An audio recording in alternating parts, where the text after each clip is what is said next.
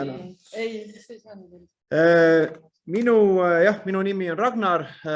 10 aastat töötasin Kultuuriministeeriumis 2000-ndate keskpaigast. Seejärel elasin ja töötasin Euroopa Liidu jaoks Ukrainas ja Gruusias ja Armeenias, Aserbaidžaanis, Moldovas ja Valgevenes. Seda ma ei tea. Ja viimased aastad olen siis Eestis tagasi. Olen aidanud kirjutada siin selliseid suuri projekte, olen kirjutanud poliitikaid, Eesti riigi kultuuripoliitikat, olen aidanud linnu ja regioone, kirjutasime Narvast kultuuripealinna ja Tallinna saime me UNESCO muusikalinnaks hiljuti. Aga olen ka töötanud päris paljude ettevõtetega, startupidega, organisatsioonidega, kirjutanud Euroopa projekte, Interregi projekte, Loov Euroopa projekte, EAS-ile ja võib-olla sellest ma tahakski täna rääkida, sellest kogemusest. Ma tean, et tänaste kuulajate hulgas teid on väga erineva taustaga, siin on inimesi, kes on organisatsioonidest, kes on rohkem kultuuritegijad, siin on ettevõtjaid, et püüame siis niimoodi, et ma püüan katta seda tänast teemat siis võimalikult laialt, et teil kõigil oleks sellest midagi kaasa võtta. Ja võib-olla ma alustaksin sellest, et ma ei tea, kuidas teie kogemus on, võib-olla teil on teistsugune mulje jäänud, aga üldiselt mul on mulje, et ega me ei oska väga hästi oma ideedest rääkida. Olgu see siis oma idee, olgu see oma organisatsioon, olgu see oma asutus, olgu see oma algatus või projekt või ükskõik, mis see ka ei oleks. Me kuidagi ei oska seda väga atraktiivselt, väga selgelt, väga kõlavalt ja väga veenvalt rääkida, seda tutvustada. Võib-olla üks põhjus, miks me seda ei tee, et me oleme tagasihoidlikud. Kas see ikka on ikka nii eriline ja hea ja väärtuslik asi, aga kui ise ei usu, siis ei peaks teised uskuma, et seda esiteks. Ja teiseks, ega meil ei ole ka võib-olla nii palju olnud võimalust praktiseerida. Need, kes tegutsevad ettevõtluses ja startup valdkonnas, võib-olla nendel on investorite ees oma äriteede tutvustamine vahest ehk rohkem käpas, et nad on pidanud seda tegema, aga võib-olla kultuurivaldkonnas on seda natukene vähem. Ja räägime siis täna sellest. Räägime sellest peaasjalikult, et kuidas olla veenev ja mis on peamised vead, mida inimesed teevad sageli. Ja lisaks vaatame ka, et kui me oma ideedest räägime, kui me kirjutame projekte, et millised on sellised peamised vead. Ma räägin natuke üldisemalt, aga siis ka Insa poole pealt vaatame, kuidas siis praktiliselt saaks oma projekte võib-olla paremini ja tugevamalt koostada. Aga hakkame siis võib-olla sellest pihta, et kui teil on hea idee, kui te olete algatanud millegi uue, kui te käivitate midagi, näiteks Ida-Viru loomeklastri või te olete mõne festivali juht või teil on mõne äriteega, teil on oma väikene ettevõte, te teete käsitööd, teete disaini, teete mingit muusikaettevõtlust või mis iganes valdkonnas. Et kõigepealt tuleb ikkagi aru saada, et praktiliselt iga päev, iga võimalus, iga kohtumine on üks võimalus oma ideed esitada. Seda nimetatakse selliseks lifti kõneks. See on seda, et kui me kuskil kohtume esimest korda, näeme inimest, näed, tere, pole kohanud, mis sa teed? Ja peaks olema küll ju elus sellele küsimusele juba nagu umbes 100 korda vastanud ja ikka iga kord tundub nagu esmakordselt. Ikka otsime sõnu, ikka ei tea täpselt, mis see õige asi öelda on, siis hakkame puterdama, hakkame maast ilmast rääkima ja juba mul huvi läinud, juba järgmise juurde. Kes oskaks sellele küsimusele vastata? Et siit asi saabki nagu pihta, et tegelikult sellise oma asja läbi lõhki tundmine ja oskus sellest atraktiivselt rääkida on kahtlemata kriitilise tähtsusega. Sest me kunagi ei tea, mis sellest kohtumisest võib edasi tulla. Kas mõni oluline kontakt, mõni arenguvõimalus, laiendus, koostööpartner, rahastus või midagi muud. Ja võib-olla enne, kui ma annan teile 3 olulist mudelit, mis on veenmise jaoks olulised, tuletame lihtsalt meelde, et sisu ja vorm peavad käima ühte jalga. Et kui me teeme midagi ägedat, me teeme midagi äärmiselt põnevat, aga me räägime sellest, nagu see oleks hambaarsti juurde minek, siis selle sisu ja vormi vastuolu ei aita teie ideel mõjule pääseda. Nii et kui te ise, see on ikka see sama mõte, et kui te ise ka ei usu, mis te räägite, või vähendate, te võite uskuda, aga kui te jätate mulje, nagu te ise ka ei usuks, siis on väga raske teisel poolel olla sama põnevil sellest, mida te teete. Ja see ei puuduta ainult avalikku esinemist inimeste ees, see puudutab ka projektide kirjutamist. Ma ise olen olnud ju ministeeriumis aastaid väga paljude projektide hindamiskomisjonis, viimased 3 aastat ja nüüd ka järgmised 3 aastat juhin ma Kultuurkapitali Balti kultuurifonde, kus me siis rahastame iga aasta 300–400 000 euro eest projekte. Ma näen neid, ka kirjalikult on ju näha, kas on kirjutatud kirega või kirjutatud nii, et peab kirjutama. Ja seda on näha, seda on tunda.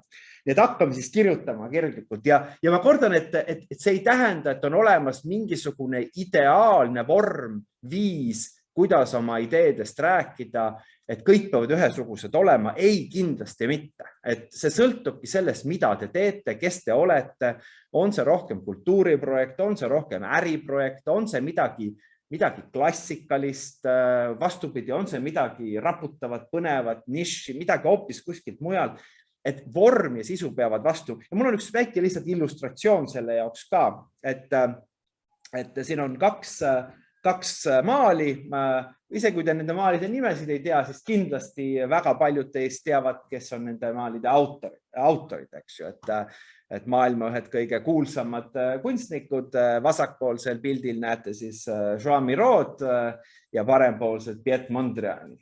Nii, ja küsimus on ju väga lihtne, eks ju, et küsimus ei ole, et kas teile kumb meeldib teile, see on vähetähtis küsimus.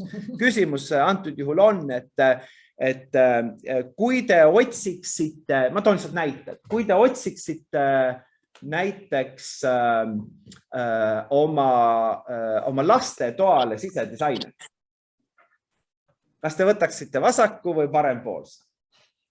Või tahaksite kujundada toon näiteks lasteaia tegevuskeskkond, kus lastel oleks põnev katsetada, proovida, kastist välja mõelda, eksperimenteerida. Kas te võtaksite vasaku või parem? No, see, kes siin ruumis on. Vasak, jääb nagu vasak, olgu. Aga kui te oleksite, aga kui te oleksite näiteks lennufirma, kumma lennufirmaga te lennata tahaks? Paremapoolsega, jah. Just. Seega on aeg hullumeelsustele, loovusele, kastist välja mõtlemisele ja on aeg korrale, selgusele, puhtusele, süsteemsusele. Ja see on ka see, mida väga paljuski ka esinemistel on vaja, et ka loovettevõtted näevad see sageli, et ühest küljest ju meid hinnatakse selle järele, et me olemegi rebelid, et me mõtlemegi teistmoodi, et me tulemegi millegi väga värske ja üllatavaga välja. Aga kui kõige selle peale me raha tahaksime, ja rahaandja tahab teada, et kas te ka oskate rahaga ümber käia ja kuidas te seda investeerite ja milline on lõpuks minu kasu sellest, siis te peate ka kõrval näitama oskust piisavalt süsteemseks ja korrektseks ja distsiplineeritud asjaajamiseks. Nii et tegelikult eks elu olegi ühe Mondriani ja Miro suur segu. ma jätsin jääga, kui võtsin lennufirma jääga, et kumb iseloomustaks Tallinn Music Weeki näiteks, et festival, et see vasak. Aga läheme siis kiiresti, kuna aega pole palju, läheme siis veenmise juurde. Ja veenmise juures on 3 olulist mudelit, alustame esimesest. Siin pildi peal on ülimalt lihtsustatud kujul toodud strateegilise kommunikatsiooni ABC. Kui me mõtleme, et kuidas ideed esitada, siis sageli või ka tavaliselt, kuidas avalikult esineda, siis meil on väga sageli esimene mõte, kui te nüüd vaatate sellele mudelile, siis parempoolne küsimus, millest ma räägin. No kohe hakkame mõtlema, juba hakkame PowerPointi tegema, juba hakkame bullet pointi kirjutama, juba millest ma räägin, eks ju. Ja kui tavaliselt küsime, millest me räägime, siis no ikka me hakkame rääkima taustast, ajaloost, kus me siia tulime, kes rahastab, mis me tahame, no ikka nagu elust ilma ja siis äkki jõuame siis nagu tulevikuni. See on esimene suur küsimus, mis inimestel peas on ja teine on see kõige alumine, on see, et kuidas ma räägin, kuidas ma väljanen, kuidas ma istun, kuidas ma astun, kuidas ma ei tea, kehakeel, silmside, kuidas mu slaidid välja näevad. Ja need mõlemad küsimused, millest ma räägin ja kuidas ma räägin, on olulised. Need on äärmiselt olulised küsimused. Muidu nad ei oleks siin selle tabeli, selle pildi peal. Aga nad on kõige vähem olulised. Selleks hetkeks, kui teil on nagu slaid või esitlus või jutt valmis ja hakkate seda ette kandma, on tegelikult juba ammu see hea esinemine võidetud ja halb esinemine juba kaotatud. Sellepärast, et väga sageli inimesed unustavad ära küsida tegelikult olulised küsimused. Ja see kõige olulisem küsimus, millest iga kommunikatsioon, iga esinemine ja ka iga oma idee tutvustamine peaks algama, on ikka see, miks ma seda teen, mida ma tahan saavutada. Ja see ei ole mitte mingisugune selline teoreetiline küsimus. See ei ole selline küsimus, et mida ma tahan paremat maailma. See on väga praktiline küsimus. Ideaalis peaks olema esineja alati valmis kirjutama selle põhjuse täis lausega endale ka paberi peal. Mina tahan. Kui te ei suuda ise endale öelda, mida te tahate konkreetse esinemise või konkreetse projektiga, siis on väga raske kujutada ette, et teie vaatajad, teie kuulajad, teie lugejad, kellel kõigil on erinev ettevalmistus, lahkuksid ruumis, täpselt see teie eesmärk peast kõlab. Ja kui te olete välja mõelnud, mida te tahate, hästi konkreetselt, siis tuleb mõelda läbi kellele, kes on kuulaja. Kes on publik, kes on lugeja, sest et need 2 asja peavad kokku minema. Pole mõtet küsida raha nendelt, kellel raha ei ole. Pole mõtet paluda kedagi tulla vabatahtlikuks, kellel vaba aega ei ole või tahet ei ole. Pole mõtet küsida kelleltki ruumi, kellel endalgi ruumi ei ole. Ehk et peate aru saama, kas see, mida te tahate, ühtib ka sellega, mida see publik üldse teile pakkuda saab. Et see ei jääks selliseks üldsõnaliseks teooriaks, toon mõned konkreetsed näited. Esiteks tuleb eristada seda, mis on minu laiem eesmärk, minu mõju, minu soov ühiskonnas midagi muuta ja mis on konkreetse esinemise eesmärk. See on 2 eraldi asja ja see on asi, millest aetakse sageli sassi. Toon näite. Nimesid nimetamata on turismikonverents, 400 turismivaldkonna kõige olulisemad inimest on ruumis ja ühel kultuurifestivali inimesel palutakse seal esineda. No suurepärane võimalus. Ei ole iga päev ju sellist võimalust, et kultuurifestivali esindaja saab sellise 400 inimese, turismivaldkonna inimese eest nagu sõna. Suurepärane. Kohe alguses ta oli võtmeesineja, keynote speech, pool tundi ja hakkab rääkima. No ja millest see kultuurifestivali esindaja ikka räägib? Hakkab rääkima, kus see idee sündis. Siis räägib pikalt, kuidas üldse oli esimese selle festivali korraldamine omal ajal, kui raske, kuidas oli ikka raske toetajaid saada, kuidas oli esinejaid sinna raske saada. No siis räägib ta sellest, kui ikka see asi toimus, eks ju. Ei, see ei ole Helen Sild, aga kes tahab, siis ta võib kujutada ette Helen Silda sellest. Kui oleks selles, ma ütleks, et Helen rääkis, aga no ma ei karda. No ja siis ta räägib oma sellest festivalist, kuidas see tuleb ja kuidas see tuli ära ja siis mis järeldusi tehti ja kui ikka raske on logistikaga ja siis kui raske on ikka kõik neid kavasid kokku panna ja siis on järgmine aasta, mida me õppisime ja nüüd, mis me edasi teeme ja no siis on aeg läbi, eks ju, öeldaksegi, tahab juba edasi rääkida, aga no viisakuses see moderaator ütleb, et noh, nüüd on kõik, eks ju, lõpp läheb minema. Mina olen ruumis, vaatan, mida teevad need 400 inimest. No selge on see, et nad seal ei kuula. Pool tundi on pikk aega, nemad tulid eks oma väärtuslikust ajast, kes rääkis oma naabriga, kes oli moblas, väga suur hulk, mitu rida inimesi lihtsalt tõusid püsti ja läksid ette, kus oli buffet, no söök on palju olulisem. Ja vaatad ja mõtled, küsid, et nad ei tea, et kas see esineja siis ei tea oma valdkonnast. Vastupidi, ta on üks Eesti, ma arvan, oma valdkonna absoluutseid tippe.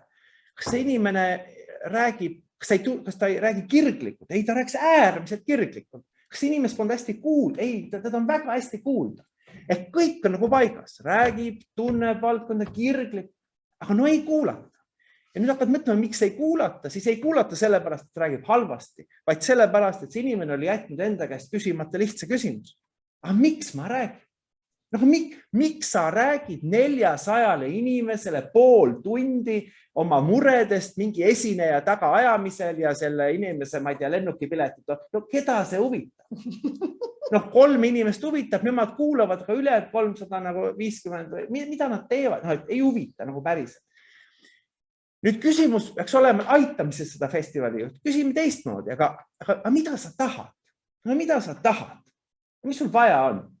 No, Helen Sirna käest küsida, mida ühel festivalil vaja on? No põhimõtteliselt, mis sul vaja on?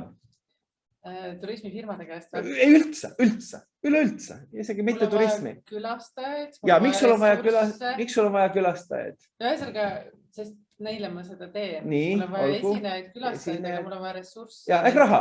Ei tasu üldse, eks ju, ajada mingit raha, eks raha. No mõni ütleb, ma tahan reklaami. No reklaami sa tahad selleks, et saada lõpuks raha, eks ju. Ma tahan raha võid tahta, sa võid tahta vabatahtlikke, sa võid tahta tippesinejaid, nagu sa ütlesid, väga õige. Ja nüüd sa oled nende 400 inimese ees, eks ju, 400 turismivaldkonna inimest ja küsi lihtsalt, kas nemad saavad sulle tuua staare? Saavad sulle esinejaid tuua? Need turismivaldkonna ettevõtted? Ei saa. Seega pole mõtet rääkida. Kas nemad saavad sind teha, ma ei tea, tõsta sinu profiili maailma, ma ei tea, muusikafestivalide seas? Saavad? No ei saa. Raha saavad anda. Raha saavad anda, väga hea. No vabatahtlikuks saavad ka tulla, aga see oleks väga nadi põhjendus nende eest rääkida. No põhimõtteliselt on võimalik. Seega, mina tahan raha. Üks asi, mida ma tahan. Raha. Minu ees on 400 inimest, kes saavad mulle raha anda. Seega, match made in heaven. Juba on olemas strateegilise kommunikatsiooni jaoks platvorm. Nüüd selleks, et hakata minema järgmise küsimusega, millest ma siis räägin? Vaadake, probleem millest, ja see on kõigil meil, see on teil, kes te töötate kuskil, see on ettevõtetes, see on teadlastel. Suur probleem, kui te lähete kuhugi ette rääkima, siis praktiliselt alati, kui te olete vähemalt mingi valdkonna ekspert või te teate oma valdkonnast üht-teist, siis mure on see, et te teate alati rohkem, kui teil on aega rääkida. Seega mure ei ole seda, mida öelda. Mure on mitte öelda. Sest meile tundub kõik nii oluline. Me tahame kõike, igat viimset kui detaili, tausta, lugu, aga tegelikult inimene ei suuda vastu nii palju võtta. Seega me peame tegema rangeid valikuid, mida ma kõrvale jätan. Ja seda valikut aitabki teha eesmärk. Seega, kui mul on vähe aega, mina tahan raha, mul on publik, kes saab mulle raha anda, seega esimene küsimus otsuse tegemisel peaks olema, aga mida nemad tahavad, et mulle raha anda? Mida neil vaja on? Aga mida neil turismiettevõtetele vaja on? Mida neil vaja on? Reklaami. Ehk, miks on reklaami vaja? Klienti. Miks on klienti vaja? Käivet. Ehk raha. No, raha, oleme lihtsalt raha. Nemad tahavad raha. Nii. Ja nüüd on minu küsimus, kas mina saan neile raha anda? Kas mina festivalina saan anda turismiettevõttele raha? See loomulikult. Otseselt, kaudselt, eks loomulikult ma toon neile kliente, ma toon neile turism, ma toon neile külastajaid, ma seon nad oma meediakampaania külge. Loomulikult. kõik on paigas. Seega nüüd, mis minule jääb teha, on läbi mõelda, millised on need kõige kriitilisemad sõnumid, mille kaudu ma saan näidata, et mina saan olla festivalina kasulik nendele ettevõtjatele ja selle vastutasuks peaks nemad olema kasulikud mulle. See on strateegiline kommunikatsioon. Mitte alati ei ole see kinni selles, et mul on see kauge eesmärk. Ma toon näite neile, kes siin on ettevõtjad, startupid, kui ma olen töötanud inkubaatorite või kiirenditega, seal ettevõtjad töötavad 3, 4, 5 kuud iga nädal oma investoresitlustega. Iga nädal, eks ju, harjutavad, see paistab supertegijad, kui vaatate mingi ajujahi seal see paistab nagu oleks kui professionaalselt, et lasevad puusalt ja imeliselt räägivad oma ette. Ei, see on näide, seda on harjutatud lause täpsusega. Nad oskavad seda ja kui nüüd küsida, et kui ettevõtja läheb investor, Jana tuleb rääkima, aga kui investor läheb või ettevõte läheb investorite ette esitlema, teeb siis selle investor esituse pitchi, jah? See võib olla 3 minutit, 5 minutit, 7 minutit, 10 minutit, natukene erinevad formaadid. No lihtsustatud ütleme, teevad seal 5-7 minutilise investor esitluse. Mida ta tahab? Te ei kujuta ette, et ta läheb, ütleb, ma tahan rääkida natuke teile oma ideest, oma äri. No ei ole ju kõne allagi, see on ju raisk. Mida ta tahab? Mis te arvate? Mida võiks ettevõtja tahta? Ka teie võite chatte kirjutada, kes kuulete. Mida võiks ettevõtja siis tahta? Mis tema eesmärk sellele investor esitusele võiks olla? No, kas keegi julgeb pakkuda? Kas keegi julgeb öelda, et ta tahavad raha? Mis tema kasu on? On, raha, et see on nüüd vastus. See on hästi konkreetne asi. Hästi konkreetse asi. Mida ma tahan? Ma tahan mida? Raha. Investor tahab ju võimendada. Ja, aga mul on nüüd 3-7 või 8-9 minutit aega, eks ju, ma teen ettekande. Ma pean väga selgelt eesmärgistama, siin ütleb, miks ma teen, miks ma teen, sest ma tahan maailma paremaks muuta. No tore, aga mitte midagi maailma paremaks muutmise argumendiga sa ei tee mitte midagi selles esitada. Enamasti lahendatakse mingid konkreetsed probleemid. Ei, see on mehhanism, see pole eesmärk. See on mehhanism. Vaata see, et sa tahad raha ei ole unikaalne kuidagi. Sa pead ikkagi unikaalseks ennast ka tegema. Ja, aga mitte ainult pole küsimus unikaalsuses, vaid ka selles, et raha, ma tahan investeeringut, ma tahan kapitali, on ettevõttele suur eesmärk. Ta tahab raha. Selleks, et raha saada, tema peab pakkuma, eks ju, midagi investorile, probleemi lahendused, kasu. Aga see kõik on mehhanism, see pole eesmärk. Ettevõte tahab raha, ja. Aga minu küsimus ei olnud ju, mida ettevõtja tahab maailmast või oma tulevikust või oma ettevõttest. Mu küsimus oli, mida ettevõtja tahab selle esinemisel. Ta läheb investor esitust tegema. Mida ta tahab? Oleme ausad, Jana võib sellest rääkida, aga minule teadaolevalt põhimõtteliselt, raha tahab elu. Minule teadaolevalt või seda vähemalt on juhtunud võib-olla elus ainult paar korda, ühe 3, 5, 7 või 10 minutilise investor esituse tagajärjel ei ole ükski ettevõtte elus raha saanud. Ei juhtu. Selleks, et raha saada, selleks järgnevad nädalate, kui mitte kuude pikkused, läbirääkimised, detailsed finantsplaanide anal ei juhtu. Seega, ja ettevõtted soovib tulevikus raha saada, aga kui mina valmistan ette investor esitlust, siis see on väga ebasobilik eesmärk, sest see on saavutamatu. Ma peaksin rääkima umbes 1000 sõna minutis, panema kõik ettevõtte finantsnäitajad 3 või 7 või 5 minutis ja see on ka võimatu. Küsimus ikkagi, mida ta võiks tahta, mis on saavutata? Usaldus. Väga hea, ainult et see on udu. See on udune, sellepärast, et kuidas sa seda mõõdad. See on väga õige sisuliselt, aga kuidas ma seda mõõdan, et ma olen saavutanud? Chatis pakutakse kontakte, tähelepanu, huvi. See, kes pani kontakti, võib anda endale 0,5 punkti. See on väga õige. Põhimõtteliselt on praktiliselt üks asi, mida võib üks ettevõte investor esituse käigul üldse saada. Üks asi, üks parim asi üldse, mis elus võib temal juhtuda. Järgmist kohtumist. That's it, ei midagi, ei mingit ime. Ja pange tähele, kui me teeme siin vahepeal ühe Insasse lähme, teeme ühe kõne ja siis jätkame, siis ma räägin sellest, aga 15 minutit veel aega. Mul on veel 15 minutit aega. No näed, siis on väga hästi. Et siis kui me räägime sellest, mis peab olema investor esituse sees näiteks, millest peaks rääkima, siis me näeme, et tegelikult on suur tähelepanu just nimelt sellele sotsiaalsele aspektile. Ehk et nii nagu ütleb Jürgi Ojasaar, üks Eesti juhtivaid investoreid ütleb selle peale alati, et tal on selline koolitus, mille startupidele meie pealkiri on, kuidas minuga kohvile pääsed. Ja ta ütleb selle, et tore on, sul on kõik huvi ja huvitav lugu. Tead, kui sa ütled, et sinul on huvitav ettepanek, usu mind, rivis on ukse taga on 100 huvitava ettepanekuga ettevõtjad, kes kõik räägivad, et maailma parandavad. Et see veel ei ole eristunud. Raha pakkuvad, see ei ole võib-olla ainus, kes raha pakub, eks ju. Aga ta ütleb, et lisaks sellele ideele, mis peab olema oluline, kirele, millega sa seda räägid, huvile, mis minust tekib ja kõik muud need märksõnad. Lõpuks, kui sa tahad minu aega, füüsiliselt minu aega, pead sa olema ka meeldiv inimene. Ta ütleb, ka mölata, aga ma ei taha minna välja. Ehk et kui sa oled näiteks inimene, kes on nii ülbe, näitab, et ma tean kõik ja mul ei ole ühtegi nõu vaja, öeldakse inglise keeles, et uncoachable, et teda ei ole, et mul sa ei saa midagi õpetada, anna ainult köhi raha välja ja umbes, et ole vai.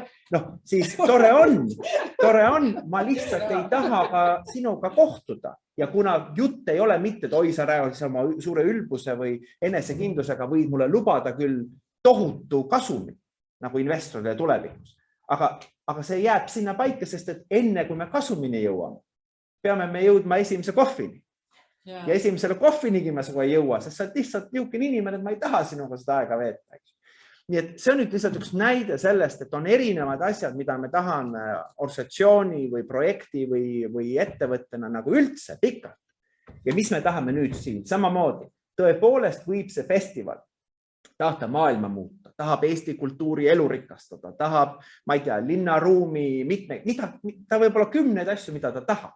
Aga sellel hetkel ta ei lahenda neid probleeme. Sellel hetkel on ta 400 inimese ees, kellel on rahakott, kes võiksid tulla partnerina aidata tälda unistust. Ja kui ta selle maha magab, rääkides lihtsalt lugu sellest, kuidas ta seda esimest festivali korraldas, siis lihtsalt sinna see jääb. Et see on kokkuvõtte sellisest aru ja muide, kes kunagi on meediatreeningul käinud või siis kui ei ole, ütlen teile, kui te kunagi lähete intervjuud andma, rääkima oma projektist, oma ettevõttest, äridest, kutsutakse Terevisiooni või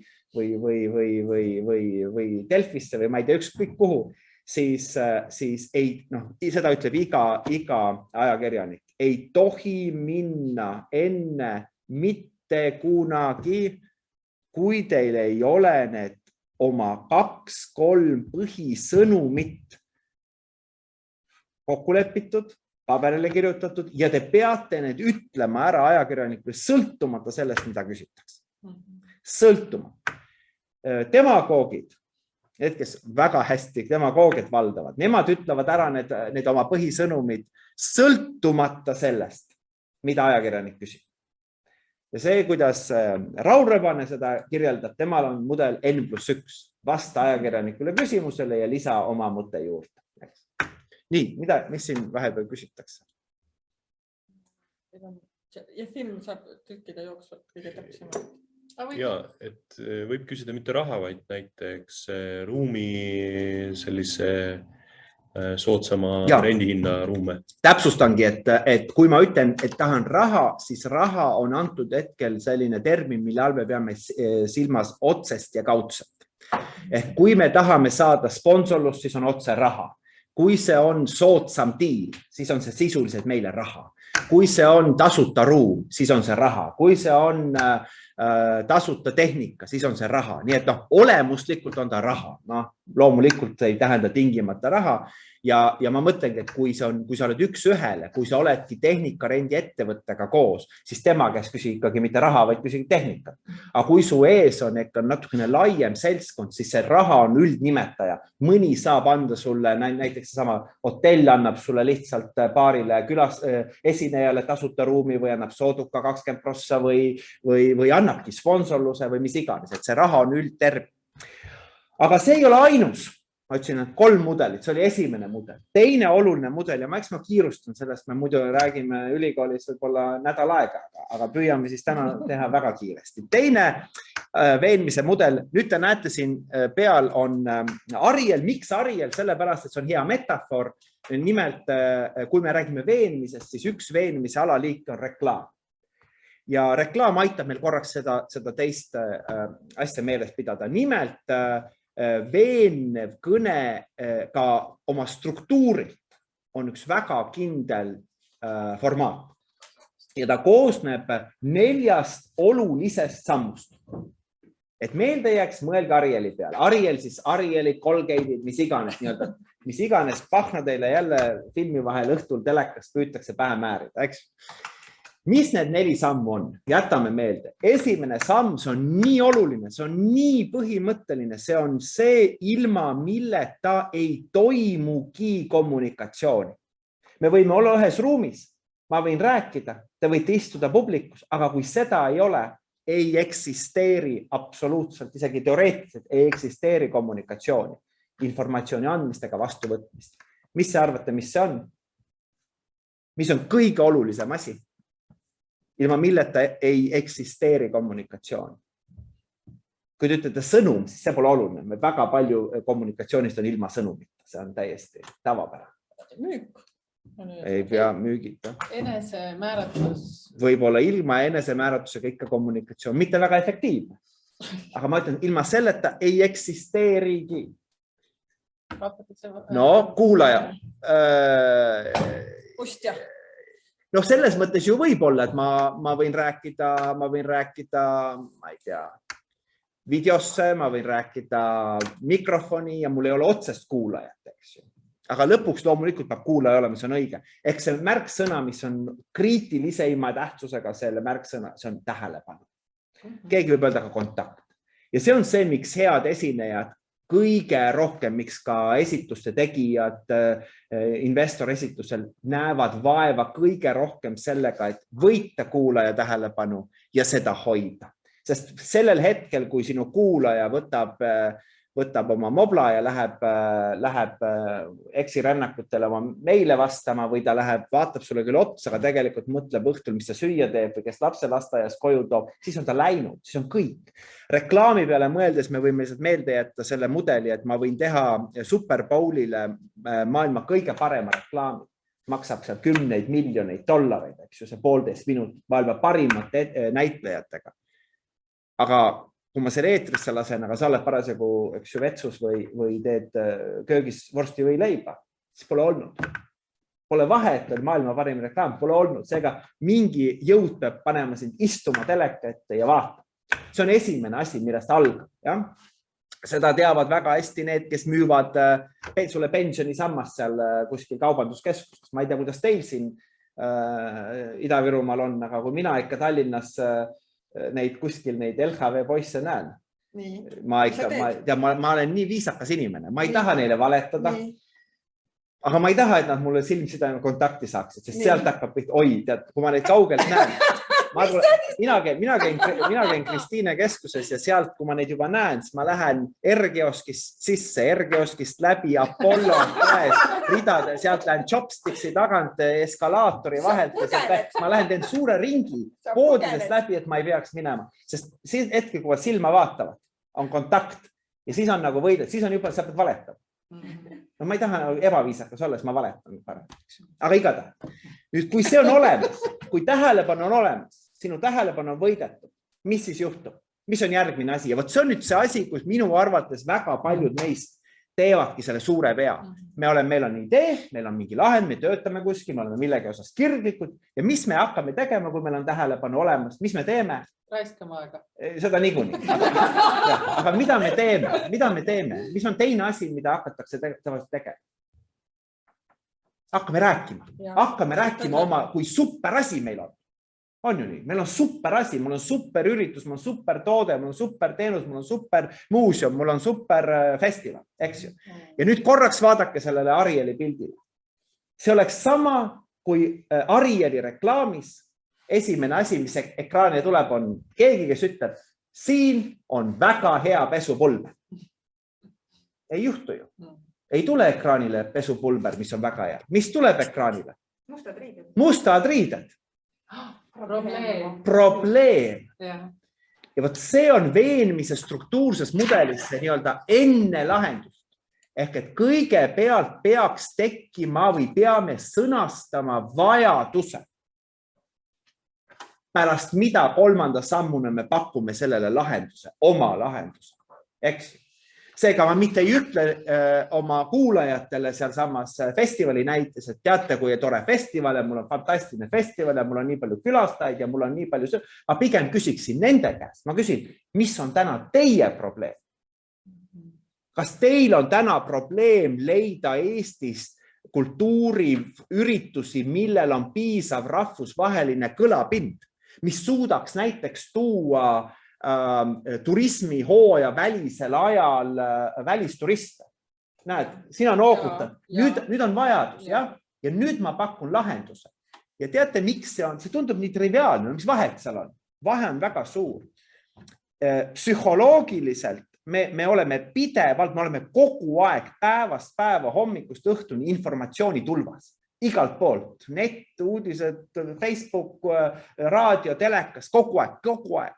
Ja meil on kaitsrefleks. Me tunneme, et kui keegi tuleb meile jälle järjekordselt rääkima mingist asjast, et meile määritakse midagi pähe. Ja meil kogu aeg on tunne, et meile määritakse midagi pähe. Mis juhtub momendil, kui meile ei räägita kõigepealt mingist asjast, vaid räägitakse probleemist ja me seda tunnetame, ongi must pesu või ongi selg valutab küürimised. Mis juhtub? Juhtub see, et kui me tunneme ennast selles vajaduses ära probleemis ja me nõustume, tunneme, see on ka minule väga oluline, siis sellel hetkel me tahame lahendust. Enam ei tunne, et meile määritakse peale, vaid me ise Hanna ütleb. Ja see on täpselt, ma kordan, ma vihkan seda, mida need LHV poisid või nii-öelda pähemäärid, sest mulle ei meeldi müük, aga see on see, kuidas neid on õpetatud, see toimib. Sest et nad ei tule kõigepealt sulle rääkima, kui hea on LHV, ma lihtsalt ükskord sattunud kõrvalt nägema seda. Nad ei räägi sulle, kui hea on LHV see toode. Nad ei räägi sellest kõigepealt. Millest nad räägivad? Nad kõigepealt võtavad võrdlustabelit ja nad tahavad, et sa tunneksid, et sa oled millestki ilma jäänud. Nad tahavad, et sa näeksid, et sinu valiku, sinu pensionifond on nii kehvem, palju kehvem kui teiste oma. Sa peaksid seal nagu tundma inimesena, istud, et olen loll olnud, jah. Tõesti, olen lasknud, ma ei tea, ennast nüüd nagu tõmmata, ma ei tea, mitu aastat ja nüüd järsku nemad sealt hüppavad välja, ütlevad, vau, aga mul on lahendus. LHV, eks. Kordan, ma ei soovita kedagi selliseid trikke kasutada, aga psühholoogiliselt nii see toimib. Ehk et kui me suudame täpselt samamoodi muudatuste juhtimise teoorias, kes kunagi on pidanud mõnda rasket muudatust ellu viima, kas või struktuurimuudatust asutuses, personali, täpselt sama teema. Me veedame nii palju aega, et veenda teisi, miks on muudatus oluline. Ilma, et me üldse näeksime vaeva, et jõuda ühisele arusaamisele, et meil on täna mingi probleem, mida lahendada. Me ei pruugi lahendusvariandis kokku leppida. Sina arvad rohkem, mina arvan vähem, sa arvad pikemalt, ma arvan lühemalt.